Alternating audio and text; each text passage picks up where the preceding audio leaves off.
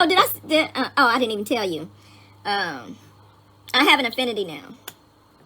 Oh, okay, good. I've never had car issues. It's just that You done? Yeah. So what I said was that he wanted to get me a car just because my car was old. It's a '98. So he just wanted me to be riding in a newer car, and I don't. And plus, I'm ignorant to the new technology on the cars. So if anything were to ever happen, I wouldn't even know how to drive a new car. And we learned that the hard way because last time I was in Texas, I didn't tell you, but I got to he took care of everything for me. I should do a lot more myself, but he makes sure his wife is take care of. So he took care of the rental and everything. I got there to pick up the car. Girl, I got in the car and I would call him. I was laughing so hard. I was so embarrassed. And I didn't ask. The guy was out there showing somebody else what car they got, right? And I told him, I was like, oh my God. I was like, how do I start the car? He was laughing so, I know. And I said, I don't know what I'm finna do. I gotta be on the freeway in a second. You know what I mean? In this car that I don't know how to drive. I was like, we were laughing so hard. He was like, that's why I kept telling. What do you just push the button? Right!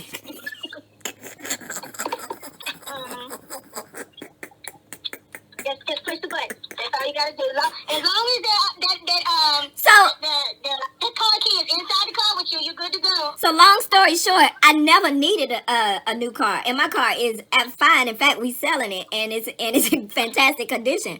But I just didn't want to. We don't have the money in the budget, so I didn't want him getting me no car. And it's not a new car; it's still 10 years old. That's gonna show you how far behind I am. So, yeah, so I was like, oh my God, how did I start the car? And I was like, push a button, what? And then, when I went to put it in gear, heifer, it was a little circle. And I was like, oh my God, I ain't gonna make it. So that's what happened last time I was in Texas with the car. And so, he had been trying to get me a car before then anyway. And so it's taken, I don't know how many years he's been trying to get me to get a car. But this year was the year.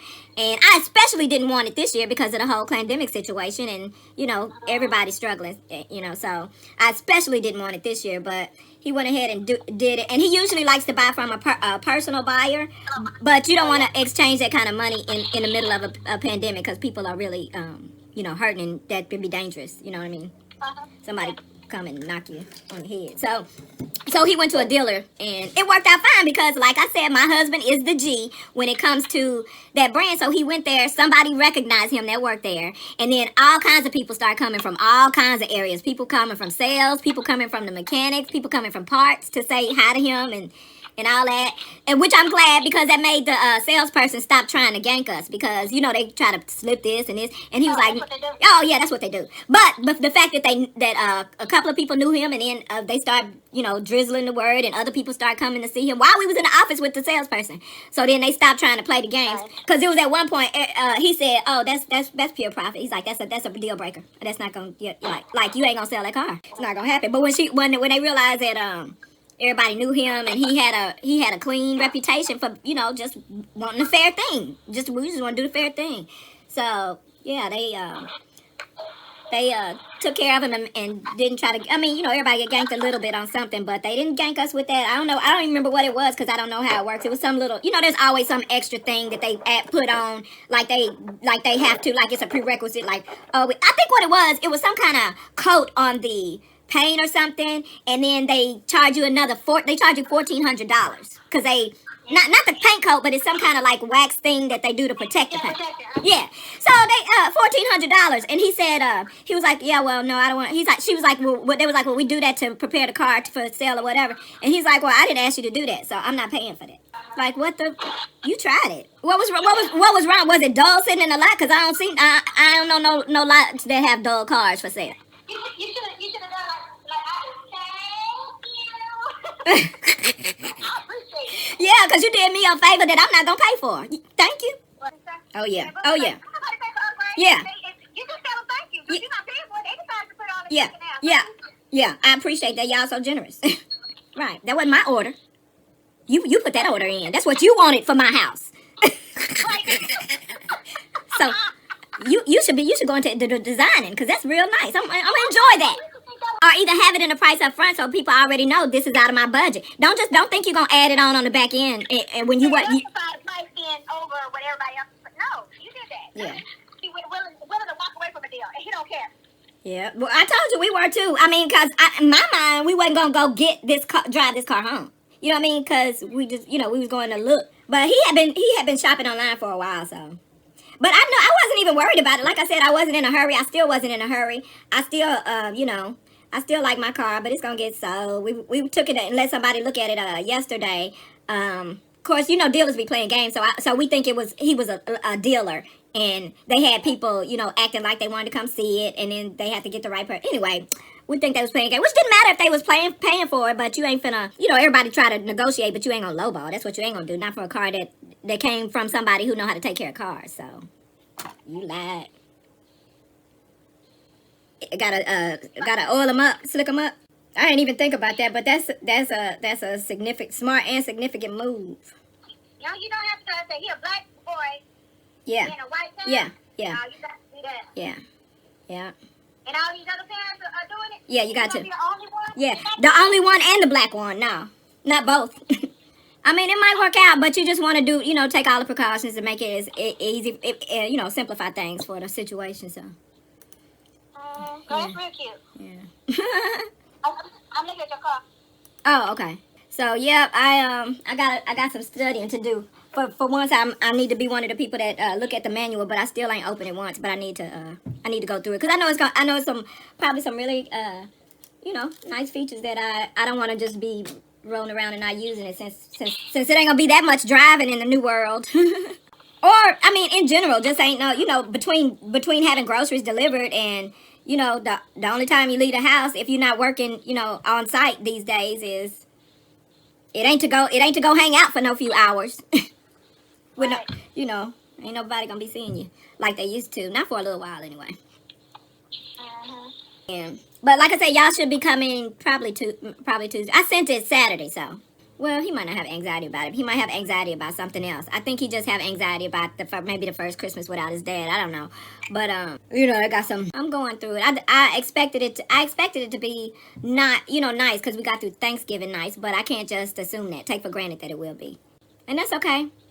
That's okay. But his mom is losing a lot of weight. She one of the people that know what she need to do and decide to do it. Like she won't even cheat a little bit, because she knows. She'll tell you. She's like, no, because I get a little taste of it and then just can't stop. So she's actually disciplined in knowing what she don't have the willpower to do. So in that way, she actually sticks to what she needs to do. So she does a cabbage diet first to kick her off, and then she goes into whatever kind of other diets that she want to do. So. And getting a little exercise around the house, and I'm really proud of her, because, you know, just like his dad say, like a lot of people say, if I would have known better, I would have done better in terms of taking care of their body. She used to be even bigger though, but she got herself together and lost some weight, but she was still big. Like I guess after the pandemic, she gained it, and so yeah, she working on that again. But I was proud of her, because she's the kind of person that can't go out of the house without a wig on, or something, you know, without something on her hair, because. And like she's one of those, what do you call it? She's color struck people. Like even when, like, she didn't ever want to be dark skinned when she was young, and she always wanted. But it's that generation though, right? Right. So so she's still afflicted by that, and so she's the kind of person that would never even be seen without a wig or anything like that. But recently, after they lost their dad. She does have kind of thinning spots, and I'm sure it's from stress and different things. But she asked to shave her head, and she started all over. And I was so proud of her. Wow. Yeah. I snuck the picture. I ain't gonna never show nobody. I mean, I'm only gonna show, like, I'll show you in person. I ain't never send it nowhere, because I know she'll probably be devastated, because I told you, because, you know, she is who she is. But it was so cute. Her hair is so cute in that short, it was a short fade. It was the cutest little fade ever. And now it's, you know, she got a little short, you know, she got the TWA now. And it is so cute. So I try, whenever I go over there, I make sure my hair is either wrapped up or I wear a hat, because I know how insecure she is about things like that. And if I'm yellow and got long hair, you know, she's growner than she ever was, so it might not even be an issue, but I don't want her to lose any of her confidence that she have to do these new things and get herself together, you know? And be proud of what she look like and what she have, and take care of her health and all that good stuff. So, yeah, I couldn't believe it. I was so proud. Actually, I could believe it, because I did notice when she grew up. So, Yeah, he shaved it right there at the table. It was beautiful. How long is your hair now? Oh, how long is your hair now? Oh, no, normally I do a wash and go most of the time. How do you detangle? Never mind. I can relate. I just thought you had trouble with detangling because most people do, and I don't either. And I don't deny that.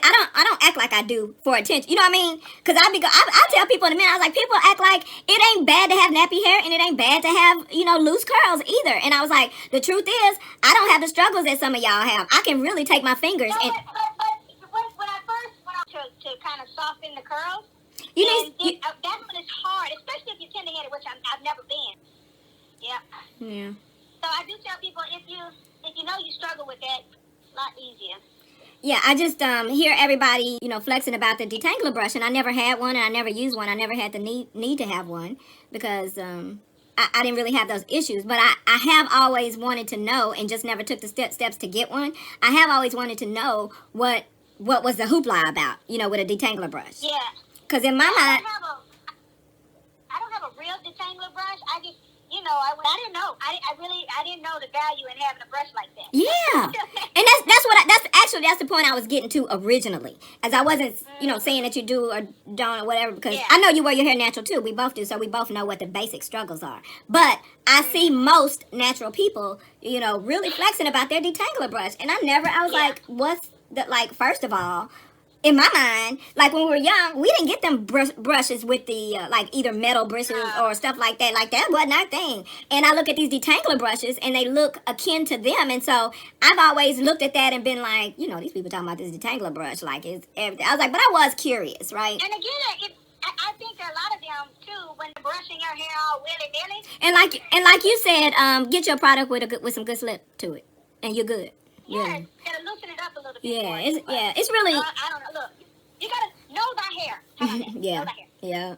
yeah, but the whole thing was I wanted to try a detangler brush, so I did, and I saw what the hoopla was, and I see what I was missing, but at the same time, I was okay without it. I don't have no regrets and nothing like that, but it did fascinate me, and I was like, oh man, I'm always the last to know, because I don't really. Unfortunately, I don't prioritize my hair. I never really have. But I also, thank Goddess, I'm blessed for that not to be one of my worries, because I don't really care. Yeah. I don't really care. And the only reason I didn't leave mine shaved off is because of Mom. And I swear I keep scissors in my hair, and I do, but mostly I be doing it because I don't care about the length. I just don't like how dry. Everybody knows. White people too, probably. The ends, they just because they loose, they susceptible to the dryness. And I'm just not here for it. So, but anyway, yeah, that was all about the detangler brush because I finally got to try it and I was excited. Yeah. But it's as long as it's not, I kind of like that better than the rollers that I had because I was just flexing on those rollers, black on rollers and all this.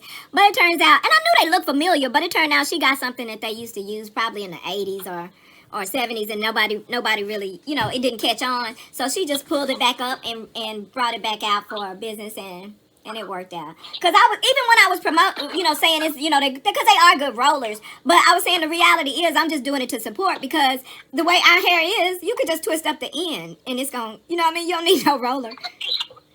You don't need a roller no matter what, silicone or not.